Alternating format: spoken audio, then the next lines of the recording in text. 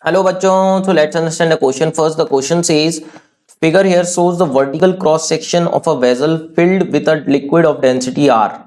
The normal thrust per unit area on the walls of the vessel at point P.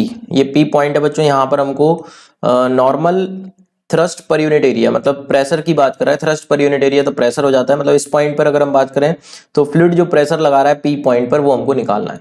सो बच्चों एक छोटा सा concept होता है जो कि हमको याद रखना है। अगर हम फ्लूइड में नीचे डी डेप्थ पर जाते हैं, इस तरीके से डी डेप्थ पर अगर हम जानते हैं, अगर यहाँ पर प्रेशर पी है तो डी डेप्थ पे प्रेशर हो जाता है P plus row G D, where d is the depth, rho is the density of the fluid and g is the gravity, acceleration due to gravity.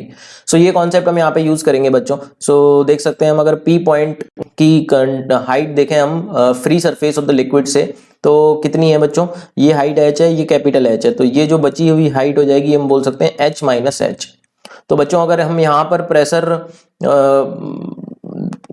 p मान लें और यहाँ पर हम प्रेशर p डैश मान लें तो p डैश को हम क्या लिख सकते हैं बच्चों, p प्लस रो जी एच माइनस एच, क्योंकि जो हमारी हाइट है बच्चों वो एच माइनस एच हमको यहाँ पर दे रखी है। तो बच्चों हम देख सकते हैं यहाँ पे बाहर के बारे में कोई इंफॉर्मेशन नहीं दे रखी है, तो बाहर हम मान लेते हैं वैक्यूम है तो प्रेशर बाहर का 0 मान लेते हैं, तो पी डैश कितना आ जाएगा, रो g into h minus H. सो ये प्रेशर पी पॉइंट पर डेवलप हुआ, जो कि इस पॉइंट पर अगर हम बात करेंगे तो फ्लूइड नॉर्मली लगाएगा, तो नॉर्मल इसलिए वर्ड उसने यूज किया है। तो rho g into h minus h will be the our answer. So rho और डेंसिटी हमको आर दे रखी है बच्चों, तो R g into h minus h लिख सकते हैं इसको, which is given in option third. So option third is absolutely right answer.